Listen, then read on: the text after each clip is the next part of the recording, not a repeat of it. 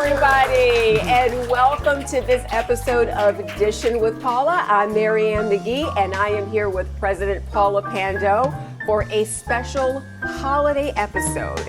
And Dr. Pando is working on, it's something that is delicious all year, but particularly at the holidays, it is just perfect. And not only that, and you will recognize the name of this, but make sure you keep watching because she has a special ingredient that really takes this up a notch.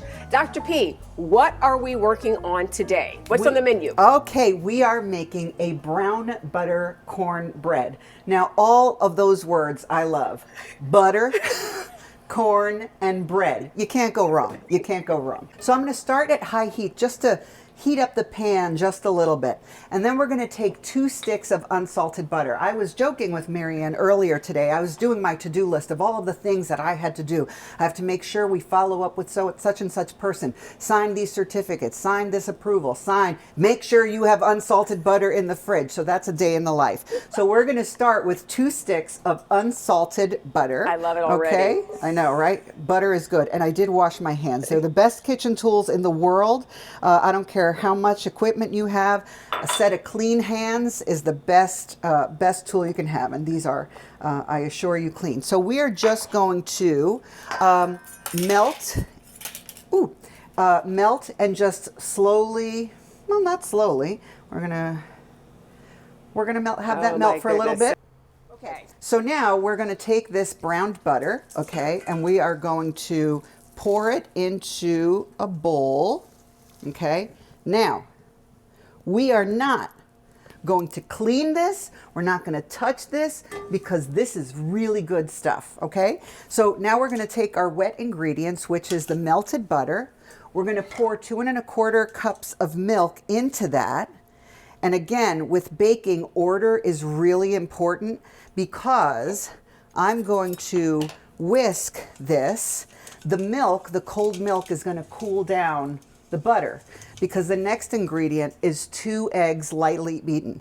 If I threw these 2 eggs into that hot butter, I would end up with probably very delicious scrambled eggs, but that's not what we're going for today. So we're going to take these lightly scrambled eggs, not scrambled, whipped, whatever we call that in English.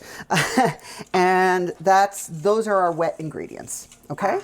So we got that going there. And this is good. Now, we have our dry ingredients. I've got 3 cups of flour, all-purpose flour, and a cup of cornmeal, fine cornmeal, not coarse, a cup of sugar, because, and our other 2 dry ingredients, which is, again, I can measure the salt, right? So this is 1 tablespoon of kosher salt and 2 of baking powder. And the baking powder is really important for this to be able to fluff up nicely. So we're going to whisk all of this together, make sure that that's all done. This is really not a difficult recipe at all, but it is really just delicious. I love putting it on the table at Thanksgiving, but also it's so good in the morning. Like a cup of coffee, warm up a piece of cornbread, maybe put a little butter or jam on it. Okay, so my dry ingredients have all been incorporated. What I'm going to do, and again, best tools, clean hands, is make a little well right in the center there. And then I'm going to combine. I'm going to put my wet ingredients in there, all of it. And then with a spatula, we're not going to use the whisk anymore. With a spatula, we're just going to fold all of this in. There's no fancy technique to this, like fold it in carefully or there's no fancy. Just get them all of the ingredients incorporated. And then once we do, there's an important step in there, again, that requires patience, and that's letting it rest for 15 minutes. Because if we don't, we're going to end up with a hard, flat disc and not the fluffy cornbread that we would want. And we're going to leave her alone for a good 15 minutes. Good. But we can't skip that step. We cannot. You've heard it here. Do not skip out on the letting it rest for a full 15 minutes for the perfect consistency for the batter. There we So, go. Dr. P, while we are doing that, and look at it, you're such an efficient. I am of the clean while you go. Yes, I am too, and I have the perfect There place we for go. these. We're going to set these right here in the sink. If you have not been to the kitchens at Reynolds, please do yourself a favor and make time to visit this facility. It is absolutely beautiful. We're in the demonstration theater at the kitchens on the second floor. All of the teaching kitchens are just extraordinary. You have to see them for yourself. I'll tell you when people, and I'm looking at my watch because I'm like, it is 10, I'm looking at my watch and Okay. we are now Good. counting. We're rolling. All right, everybody. The 15-minute countdown has begun. So, Dr. Pando, while we are waiting for that, and just kind of thinking of this time of year, because we have a lot to be thankful for. We are in the gift giving season, the gift receiving season, and Reynolds has really received something very special, which is the addition of more students. Our enrollment is going in the right direction. Absolutely. And I just would like to hear from you, what are your thoughts or your message for the students, faculty, staff who've really pitched in to make this moment happen? Sure. Well, I think what we're experiencing is really proof that every single individual who works at the college matters in the life of a student. Every single one. From the time a student gets off a bus or gets out of their vehicle, they are now on our campus. And everyone who greets them, everyone who encourages them, everyone who asks how their day is or provides direction is a person in that student's life journey. And I think so many members of our college community have really embraced individual responsibility to that student who has put their hopes and dreams in our hands. Yes. And we have the good fortune and the honor to work with lots of folks who are seeking scholarships and other emergency assistance, and to be a part of, as you mentioned, their life journey is huge. And we want to thank and recognize obviously the folks who are here on campus making that happen, and the folks who are in the community who are giving and supporting the college and making it happen. Yep. I mean, together we're making a difference, and it's just, right now we're thinking holiday, but we're going to blink and it will be May. Yes. And we will start seeing those graduates walk across the stage, and it's going to be fantastic, and we're going to be cheering every single one of them on. So we're going to take a brief break, so we still have our batter resting, and in a few minutes we'll get ready for part 2. All right.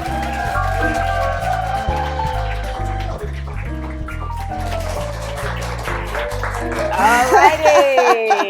Okay, everybody, back dishing with Paula, and we have let our cornbread batter rest for a solid 15. What do we do next, Dr. P? Okay, so remember I said resting is important. Like before you run a marathon, you rest, right? You rest. So this guy's going to do a little marathon in the oven. So we have our rested batter. We're just going to give it one more kind of quick stir here. Wow, and you can tell the difference in the batter. It's totally different, right? It's taken on a different consistency. That's all we're going to do.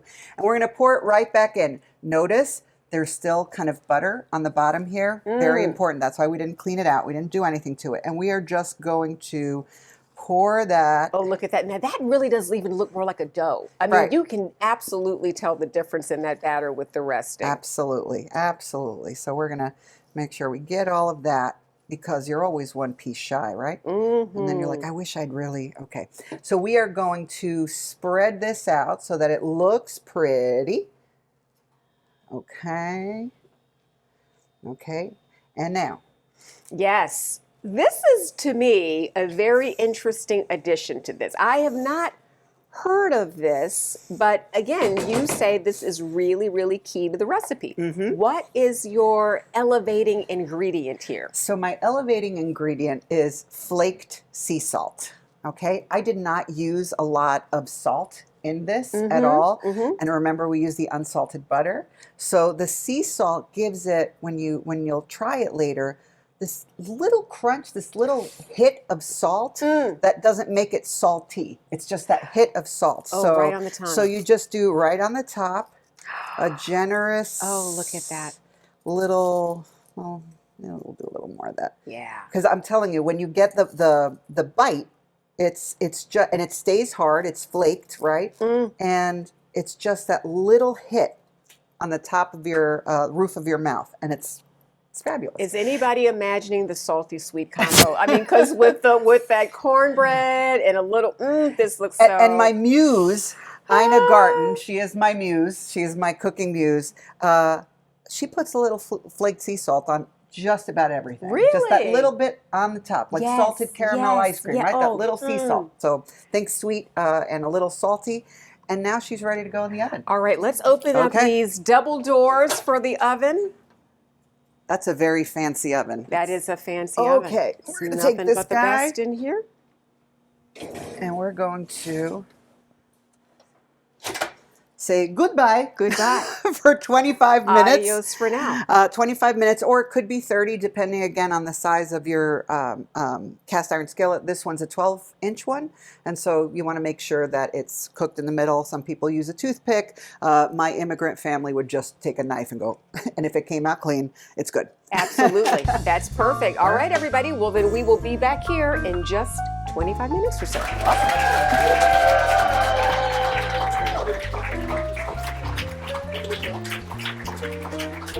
All right, everybody, and welcome back. We are at the moment of brown butter cornbread truth right now. Dr. P, are we ready? We are ready. All right, let's see what is coming Look at this. out of This the oven is so fancy. I don't have to bend down and carry something really heavy. Oh my gosh. So, oof, and this is a heavy one. Oh boy, let's see that. Can you tilt that up a little? We'll let you close the oven Let's close door. the oven so that Just so we can get a lovely shot of that. That looks so, you all, I wish you could smell this cornbread. Am I right? This smells, that's great. This smells so good. All right, Dr. P, what do you think about cutting a little bit here so our studio audience can have a sample? Sure, Is that good? absolutely. Okay. Yeah, I mean, I don't know if we wanted to, it's going to be super, super hot, but Okay. all right. Well, we'll let Dr. P start cutting, and then we'll have to let you all know how this is, because we're gonna if get this how this smells has anything to do with how this tastes, it is going to be extraordinary. Dr. Pando, I am so excited for the people who are going to be around your table this holiday season, and I can't wait to find out what you've done to go along with the cornbread and everything else that is going to be. I said, but if it's not as good as yours, don't tell me. And if it's better than your spouse's, don't tell her or him. All right. Oh my We gosh, good? that looks so good. All right. Everybody, thank you for tuning in to this edition of Dishin with Paula, and of course, thanking President Pando for her time and her fabulous recipe today. We are going to be wishing all of you a wonderful, safe, and love-filled and carb-filled and cornbread-filled holiday season. Take care. Happy holidays, Happy everyone. holidays. All righty.